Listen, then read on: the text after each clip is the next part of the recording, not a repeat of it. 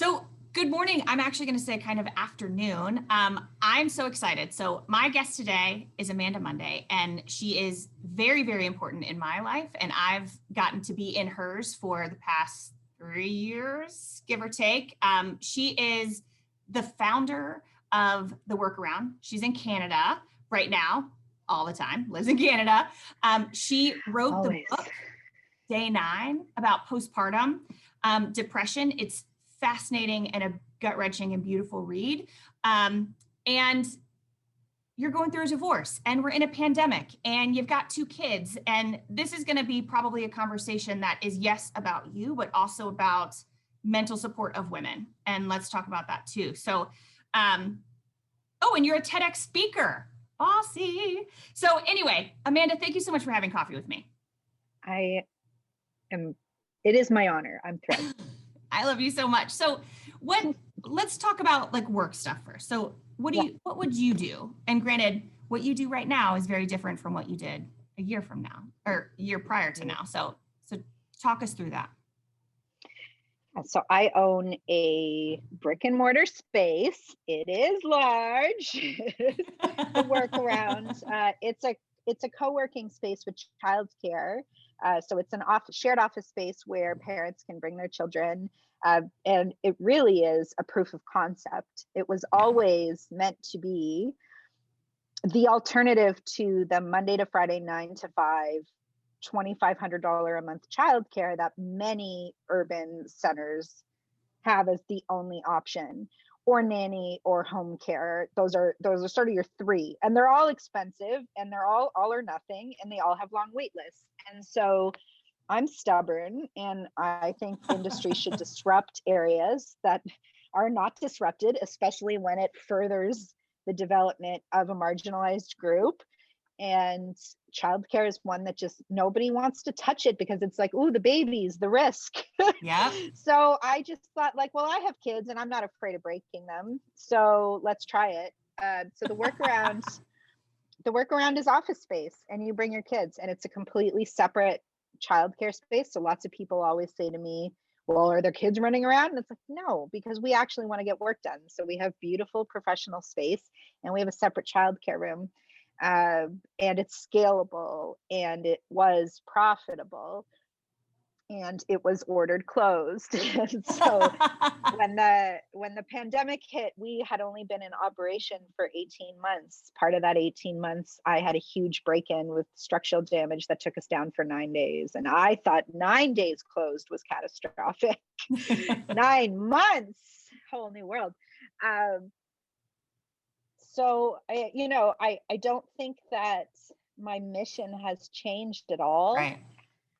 And I don't think the point has really shifted. In fact, if anything, it's gotten so much louder, which is that working anywhere and having small children is a very difficult dance. And the labor of caring for those children, most often, we know, falls to women and non-binary individuals. And there's no recovering from it. Let's be real. You take time off for mat leave, whether you have your 2-week crappy mat leave in America or a year. Thanks for that. We know. You take a hit. Your long-term earning potential takes a hit. Your ability to get promotions, to stay focused, the intrinsic and implied focus, it's all shattered. And it's so fixable. Yeah. Oh, so some of you that follow this, and we're going to keep talking about this, obviously might hear some parallels to what my dream was of opening a space so much like Amanda's. And she has been a complete mentor to me and sounding board through my journey. But shit's hard right now. And watching your struggle and sending you love notes that I'm here for you, and I'm sorry that I'm not closer in Canada, but like shit is hard for you right now. So what has that looked like? I mean, and Canada's different. Do you think, or when do you think you're going to come out the other side? Because you're in Toronto and you are still locked down. So again, you showed your space. You are in a very empty space, a very large empty space. What does it look like coming out on the other side, or do you see some of that hope? Yeah, the US and Canada, we'd love to have this sibling cousins relationship of like, it's better there, it's better here, it's better there, it's better here. And so for a long time, while you had that other president, we did a lot of gloating up here about how much better it was. And in the early days of the pandemic, we had the envy of a lot of small business owners in the US because Canada has rent subsidies and wage subsidies. And so everybody listening to this will gasp when I say 75% of the wages for my staff are reimbursed. So don't forget, I still got to find the cash to pay them. Right. And we are in full blown shelter in place, texting, don't leave your house for any reason. I'm here because I own this place. 90% of my rent is covered. Before the pandemic, my rent was $18,663 a month. So understand that even at 90% coverage, like it causes heart palpitations to think about losing the subsidies. And the subsidies are the reason why the Workaround is still one of the only co-working and childcare spaces across North America that's survived this. Yeah. When the subsidies get clawed back, we have to be ready. The table's flipping, the lens is shifting a bit now that you have new administration. Your vaccine deployment is coming out a lot faster than Canada's. We're now 45th place or something for vaccine delivery. I don't think average Canadians will be vaccinated until at best late fall. And because the vaccines are slow to roll out, the business recovery will be slow, if not slower. And we will continue to see, not only will we continue to see outbreaks, but what's going to start to hurt the way Americans have probably felt about Canada is that we will see America really gain traction on recovery efforts, on business recovery, and also as the vaccinations roll out, and we will start to have a lot of imposter syndrome about our supposed advantages. So, I didn't really answer the question. To answer the question of hope,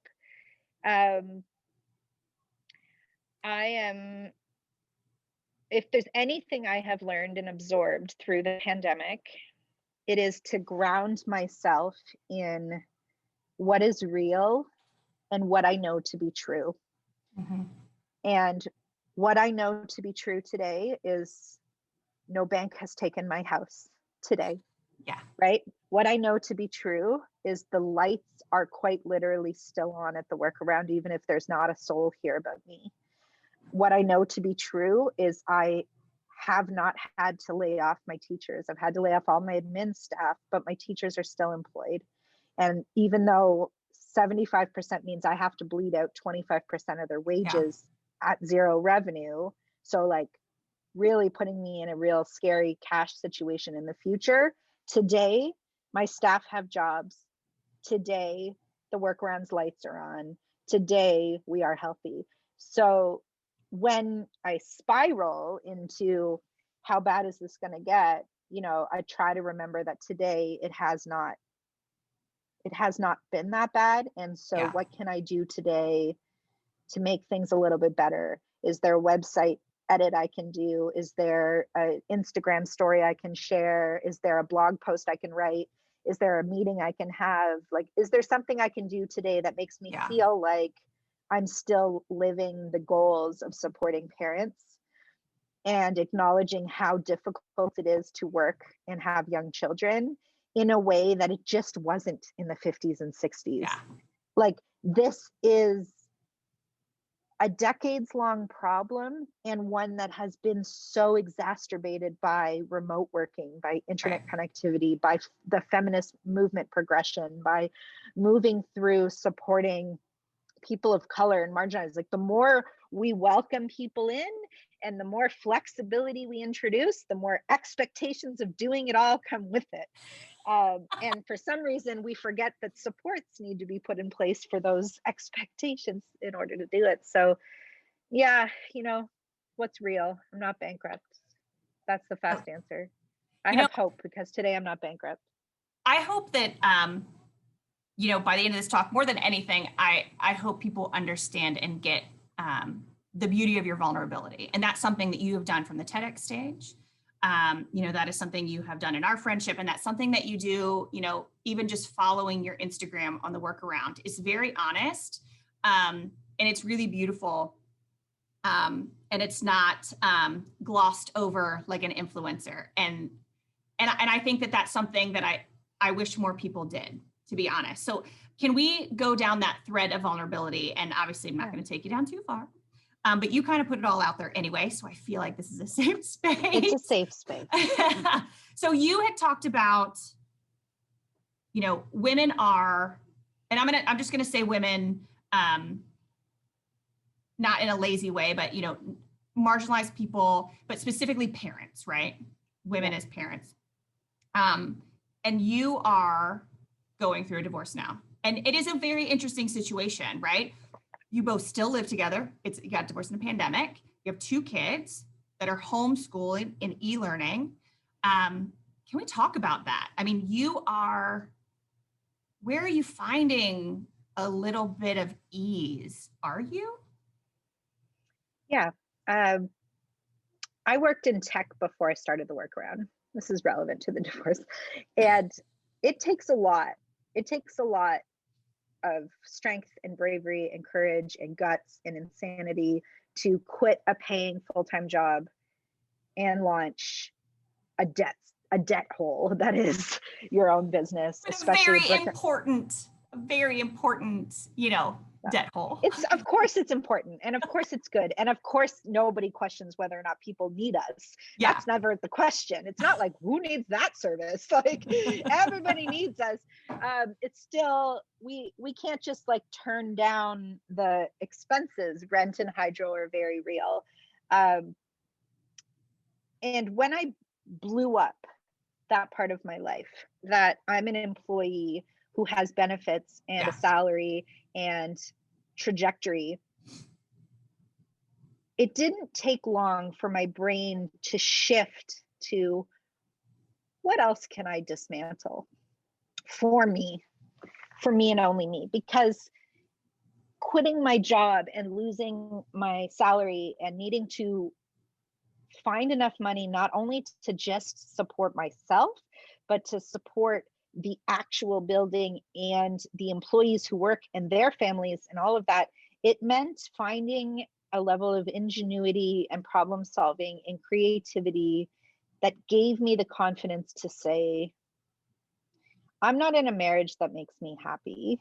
Mm-hmm. In fact, I'm not even heterosexual. I love women. And I have looked at the gaze of feeling desire for women and feeling like I'm queer, but feeling like that is the same way. I mean, it's a weird comparison to make, but for those of you who have fantasized about quitting your job and thrown up very real barriers for why you can't. I have real bills, I have real whatever. These are the very real concrete reasons I just can't do it right now. I would do the same thing with desire. Yeah. I have desire. I feel turned on. I feel connection, emotion. It's not even sex. Yeah. I feel emotional. I feel a draw to this type of relationship, but oh my God, I'm married to a man. What's the plan here? And it wasn't even like my marriage ended because I'm gay, although that's an element. It was also like, what parts of this relationship are no longer serving the person who I am, who's dismantling everything around me, who landed in the psych ward with postpartum depression, who had the insanity to quit and start something, who is not seeing barriers as things that I can't overcome. And it really became the path to peace and the path to ease and the path to feeling free and coping with the stress of work and managing my kids, was to say, I see that this marriage has run its course. Yeah. And that doesn't mean that it wasn't good when it was. Like, I can acknowledge that and say it was what it was. Yeah. And the patriarchy wants women to stay married forever. And have children and never go out. And I think it is okay that if we are upending everything else, we can upend the idea that marriage is forever and ever. It was a committed good relationship until it no longer was. And now it no longer is. So it's over. Well, that was very definitive.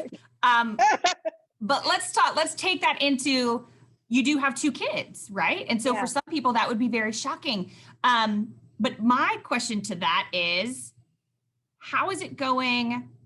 Because you don't have schools right now, and you don't have the workaround right now. And you have 2 children and a business. And how is that go? How are you handling that plus work plus, you have I'm not going to say a small house. This is a very small house for those that can see my child every once in a while walk, like crawl across thinking he's not on camera. But like, you have a small space with a lot of people in it. How are you doing? Yeah, it was really hard. Like there's some tactical strategies. My kids are 6 and 4, right? Okay. And so we got some advice from a family therapist counselor early in sort of figuring out how we were going to end the marriage and separate, was that, don't tell the kids until you're physically separate, because they can't understand while mom and dad are no longer married, but they're still like making coffee and talking about the news in the kitchen. Like they can't understand that nuance.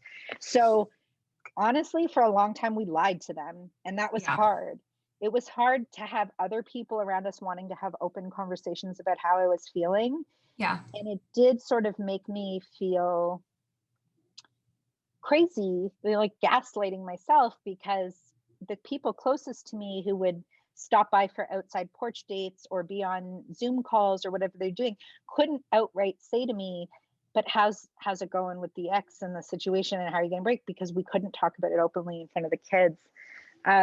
And it was really starting to wear me down. So in order to move through in the pandemic, knowing we're capped at so much of what we can do, what we decided to do was nest, which is not a common divorce strategy. So it means the children stay in the house 100% of the time, and my ex and I go in and out of the house. So he goes to his mother's when he can. That's probably going to stop soon once my children go back, because once my children go back to school, they're exposed, blah, blah, blah. Like there's so much messy, complicated COVID stuff in this.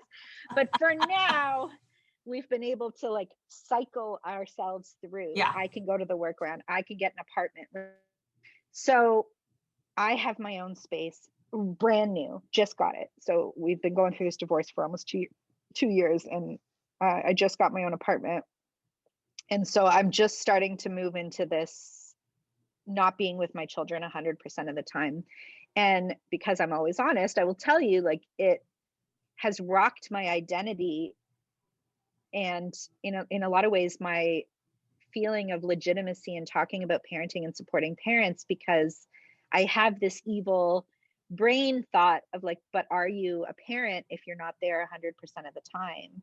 If you get breaks, are you there? If you go to your apartment for a night, are you still a parent? Am I a single parent when I'm with them? Yeah.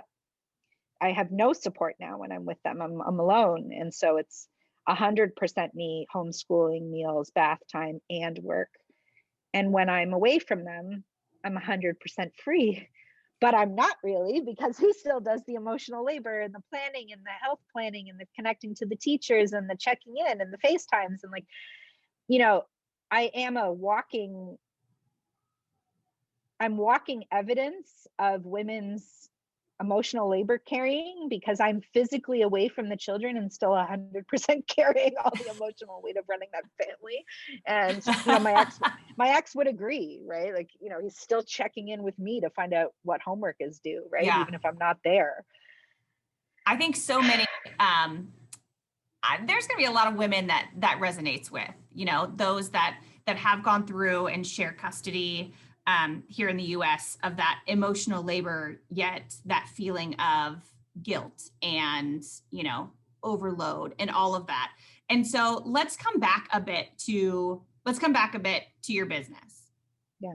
So what, with the workaround, and you have been a fierce advocate, granted, and again, that incredible open vulnerability. Business owners don't like to talk about numbers. You don't want to say, you know, I had this much money and now I have this much money and I might go down to this much money. And that is not something that business owners like to talk about openly. But you have been, you know, obviously I follow you from the States, an incredible advocate on a government level and trying to get things moved along. But where have you found some joy in all of this, right? Where have you found some, and I'm not even going to say we're just going to talk about work. It can also be, you know, home, but you have been really moving the conscious needle, right? Of where people kind of think about this along over these past 9+ months. So where have you found some of that delight? Have you felt that you've moved the needle? Where is that for you? Yeah. I mean, it brings me joy to have that validated. So thank you. You know, it's hard. It's hard. Like anyone, you know, you see a lot of work and you don't necessarily see immediate reward for it or outcomes. I do. There's something empowering in the virtual world that we've all been slammed into, to know that there's a lot less, I think, a lot less backroom buddy, who you know, influencing happening. The lobbying is happening still, no question, but it's happening on Zoom calls that I could jump in on, right? Or it's happening in tweets that I could also send, or it's happening, you know, like the suddenly access to some of our elected officials and even CEOs of banks, like, you know, one of our largest financial institutions in Canada wrote an op-ed in our national newspaper about childcare. And I was like, if nothing else, I have just as much access as anyone else to like send an email about the op-ed, right? And I am seeing some of the things that I'm screaming about actually influence change. Does that mean that I individually did it? Of course not. But I can see the collective suffering of a huge group of people, of parents, especially women and mothers. And so if other people, as you say, are afraid to say business owners are drowning, women business owners who are parents are drowning, I can say it knowing it's not just me who's feeling it. And it is a source of joy for me to echo both the pain and the suffering and also the rewards when we have them, when we have wins, right? If a subsidy gets announced or a grant gets announced or something happens and it's good, I will say it's good, right? I thank you for making that application not complicated. I will say it, right? We needed that. Thank you for that small win. And so I think that it really has had me connect to government in a way that sort of reminds me, like, they're our boss. We live in a democracy, you and I, regardless of the country and the structure, they report to us. And thank you very much. We are very busy right now, so we don't have time for like passive management. This is some active management going on. So I'm going to tell you exactly what I need, and you're going to listen to me. And if it doesn't get rolled out the way I need it to be, I'm going to come back and we're going to talk about it again. I pay you, you report to me. And often we think it's the other way around, and it's not, right? And it has brought me a lot of feelings of just voice and power, I guess, to know that like you can tell the government what you don't like. You can tell them they're doing a bad job. You have that right. We're still working on that here. There's a collective, there's a healing that needs to happen. But sometimes I think we really feel like that's somebody else that's doing that work. And like, it's just as important that we, not the lobby group, not the special interest group, but we, the individual, say out loud what we need. So that the services that get rolled out are actually what we need. Right. Just finding that alignment. So let's talk about, what do you need, right? So what, if you put out that intentional ask, or whether it's personal or, you know, professional, but what do you need right now from the community? What I'm working on right now is rest. Haha, like all of us. I just read the Burnout book, um, and I'm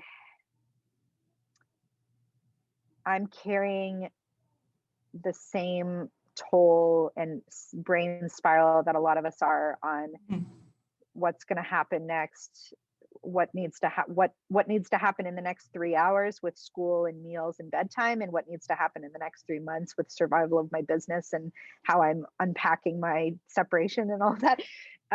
And my body is suffering and screaming for me to take rest, and I find it incredibly difficult to just rest because somebody told me to. And so what I would love for the community, if you're not, I think we're getting afraid to share our moments of peace and rest because we know other people are struggling. So we don't want to talk about our days off or our 2 hours that we found it. But I actually really could use some concrete examples of where people are actually finding successful moments of rest in an environment that so much of us are in. You're in a house, nobody's getting on, a train and going off to a country spa for a weekend. Yeah. We're not getting away. So I can't stop. My brain doesn't know how to stop when I'm in it. And I really would love to hear more examples of people who are figuring out how to stop temporarily and then pick back up, because it's certainly becoming very clear in terms of my own energy level and my health and just how tired I am, like all of us. I need to rest, and I don't know how ridiculous, but I don't. No, I really love that. I love that it is a collective question or a collective answer that you just gave. Because it's true.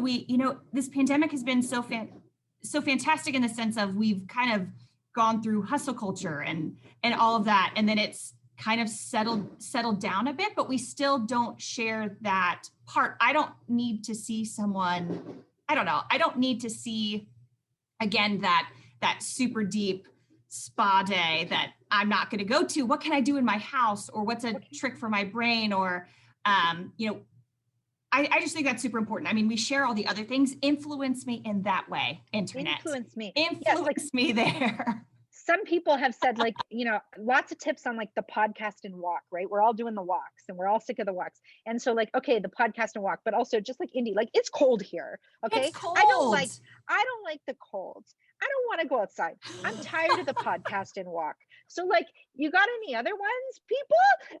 I know. And I can only take so many baths. I mean, I totally get it. I totally get it. I can't read. I'm trying, but somebody's saying, mom, mom, mom, mom, mom. So and if the answer is we can't right now because it's brutal, then can we just collectively acknowledge that? But there has to be strategies for rest that people have found, and they're afraid to share them for fear of looking like they have more than those who don't. I agree. I think you should know that there are people like me who are desperate for examples of success stories, rest success stories. I love that so much. So, okay, let's kind of bring that in. So again, you've been incredibly vulnerable through this conversation, and you've shared things that I think are going to really resonate with a lot of people. And I think they're collectively, right? We're still on that whole collectively giving a bit to the universe, right? So we need more people to share. We need more people to be vulnerable. What, at the end of the day, what do you want your legacy to be? What do you want that trace to be? No pandemic, right? That's years behind us. Divorce years from behind us. What is that trace that you want to leave for your community? Maybe for your kids? What is that for you?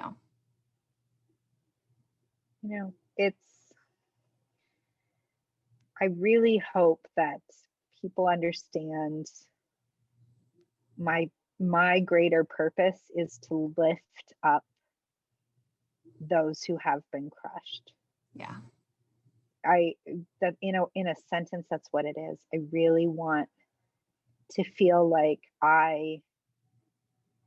my legacy was finding the people who were down and helping to lift them up. And so right now, yeah, that's childcare. But I hope I solve the childcare problem. Yeah. I'm going to be on the cover of Fast Company as the woman who solved childcare during COVID because I like all the C's in it. I like the alliteration of it. But then there'll be something else that we need to move through. Yeah. And hopefully along the way, I learn to lift myself up when I'm down, because I have been down. And it's all about a kindness.